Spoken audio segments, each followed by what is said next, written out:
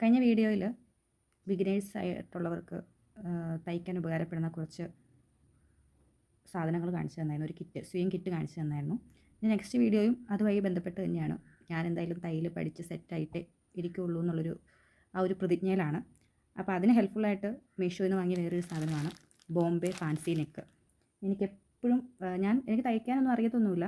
ഞാൻ എൻ്റെ ഞാനൊരു ഷേപ്പൊക്കെ ചെയ്യാനായിട്ട് എനിക്കൊരു മെറിറ്റിൻ്റെ സിംഗിൾ മെഷീനുണ്ട്. അപ്പോൾ ആ മെഷീൻ ഇരിക്കുമ്പോൾ വീട്ടിൽ വെറുതെ ഇരിക്കുന്ന സമയത്ത് ഈ ഡ്രസ്സ് വെച്ചിട്ട് തന്നെ ഞാനിങ്ങനെ വെട്ടി തയ്ക്കുമായിരുന്നു.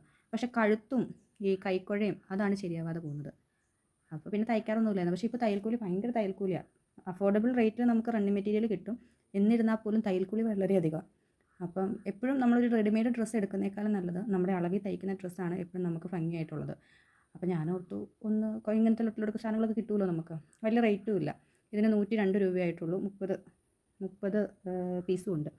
അപ്പം നമുക്ക് ഇപ്പോൾ കഴുത്ത് ഇതുകൂട്ട് ഈ ഒരു വെള്ള കളറുള്ള മെറ്റീരിയൽ നമുക്ക് ഒരു ഷീറ്റായിട്ട് തന്നെ നമുക്ക് കടയിൽ നിന്ന് മേടിക്കാൻ കിട്ടും. പക്ഷേ അങ്ങനെ മേടിച്ചിട്ടുണ്ടെങ്കിൽ അതും വെട്ടണമെങ്കിൽ നമുക്ക് ആ ഒരു ഷേപ്പിൽ വെട്ടിയെടുക്കലെന്ന് പറഞ്ഞാൽ അത് നമുക്കറിയാത്തവർക്കതൊരു ബുദ്ധിമുട്ടുള്ള കാര്യം തന്നെയാണ്.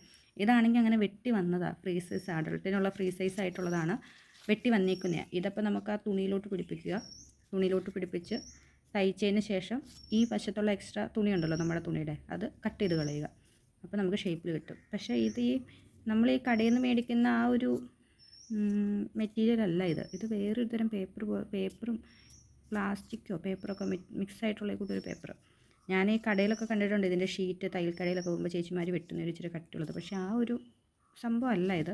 വേറൊരു തരം മെറ്റീരിയലായിട്ടാണ് തോന്നിയേക്കുന്നത്. ഇത് വെച്ച് തയ്ച്ചതിന് ശേഷം ഞാനിതിൻ്റെ ഒരു ആഫ്റ്റർ റിവ്യൂ പറയാം.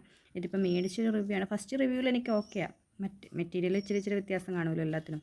30 എണ്ണം 102 രൂപയ്ക്ക് അഫോർഡബിൾ ആയിട്ടുള്ളത് തന്നെയാണ്. നമുക്ക് തയ്ച്ച് പഠിക്കുമ്പോൾ നമുക്ക് ഇത് കൂട്ടൊക്കെ മതിയല്ലോ. എന്തായാലും തയ്ച്ച് സെറ്റായിട്ടിരിക്കുന്നുള്ളൂ ഇനി.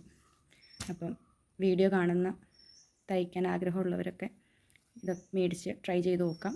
ഇതും മേടിക്കുക. പിന്നെ നമ്മുടെ ബിഗിനേഴ്സ് സ്വയം കിറ്റ് ഉണ്ടല്ലോ, അത് മേടിക്കുക. അതിൽ ആഡ് ചെയ്യാനുള്ള 1-2 സാധനം എന്ന് പറയുന്നത് സിസറും പിന്നെ നമുക്ക് വരയ്ക്കാനുള്ളൊരു ചോക്ക്. അതിലൊരു സ്റ്റീലിൻ്റെ സാധനം തന്നിട്ടുണ്ടായിരുന്നു. പക്ഷേ അതിനേക്കാൾ നല്ലത് ആ ചോക്ക് വെച്ച് വരയ്ക്കുന്നതാണ്.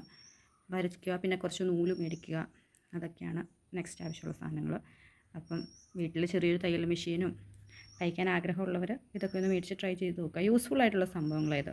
നല്ല മെറ്റീരിയലായത്. പക്ഷേ നമ്മൾ ആ കടയിൽ നിന്ന് മേടിക്കുന്ന ആ ഒരു സ്റ്റിഫായിട്ടുള്ള ആ ഒരു മെറ്റീരിയലല്ല, അല്ലാത്തൊരു കോട്ടൺ പോലത്തെ ഒരു തരം മെറ്റീരിയൽ. Thanks for watching.